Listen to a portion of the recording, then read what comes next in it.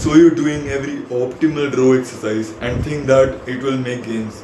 Now your exercise selection might be on point, but the way you're doing those exercises might be the reason why you're not seeing any progress in your back thickness.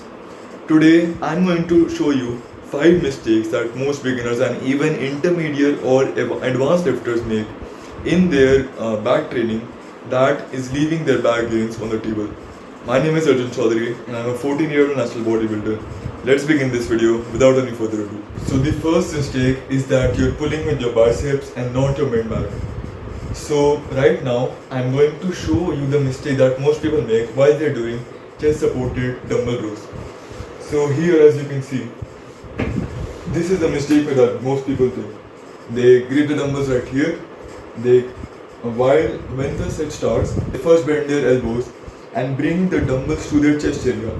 So what the mistake is here, that first when you when you flex your arm, you know what the bicep function is. It is to bring the forearm up.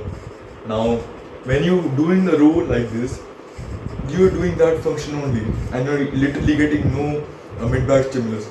So what I want you to do is to first do a shrug for your mid-back and then bring the elbows up.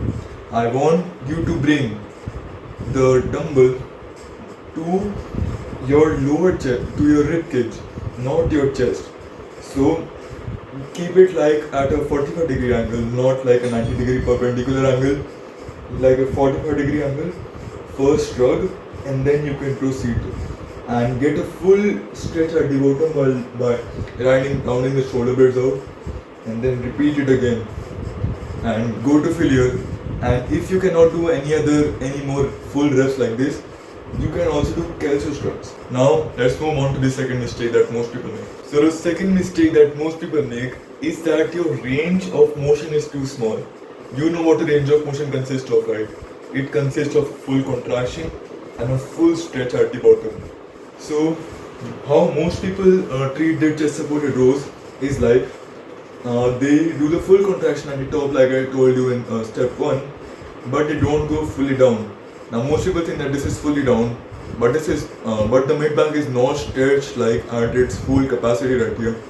You need to go as far down as possible by retracting your scapula. Now what is retracting your scapula?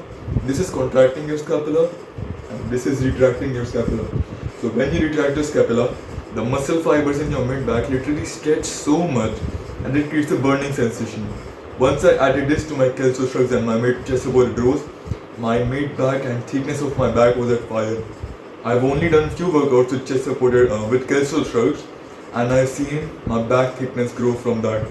So what I want to do, get a full contraction at the top like I showed you in the step 1 and go as deep as possible in the eccentric motion. Let's move on to step 3.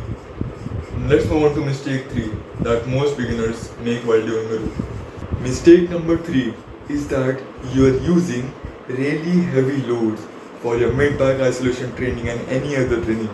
So what this will cause is that you will not be able to get the full contraction of the mid-back and the squeezing of the mid-back that you could do with light or medium weights. I'm not telling you to drop the weights by 40 or 50%. Just drop it from 5 to 10 pounds only. I want you to do full contraction and full retraction of the scapula and squeezing the mid-back at the top.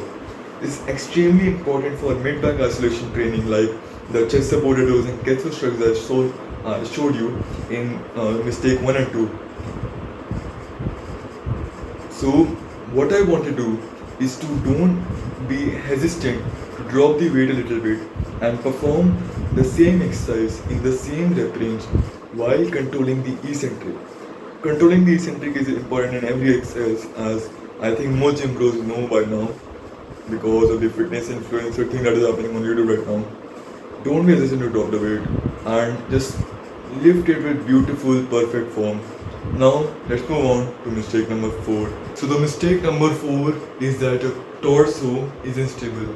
What is torso? The waist area. I don't think I need you to tell this, but okay. Now when you do a dumbbell row, for example, that is for your lats, most people do it like this. Now what this will cause is it will take stimulus away from the lats and it will drive to every other stabilizing muscle that is in your core, etc. What I want to do is to keep the core in this position and just move your arm and use the lats.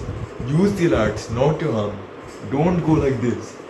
Keep your like shoulder and neck area parallel to the ground so that you can get perfect stimulus and controlling the eccentric while doing the dumbbell row.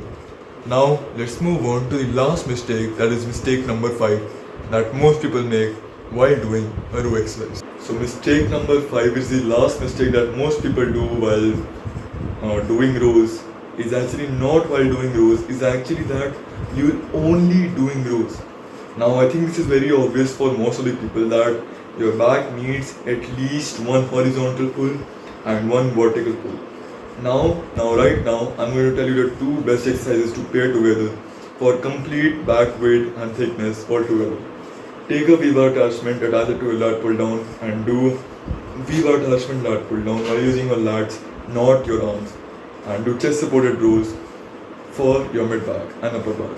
What this will do, the lat pull down will target your lats obviously, and this will target your mid back and upper back. Now, this is not a mistake I had to point out, but most beginners make this mistake. Will get some gains in the first 2 months of their training because they're obviously just starting out.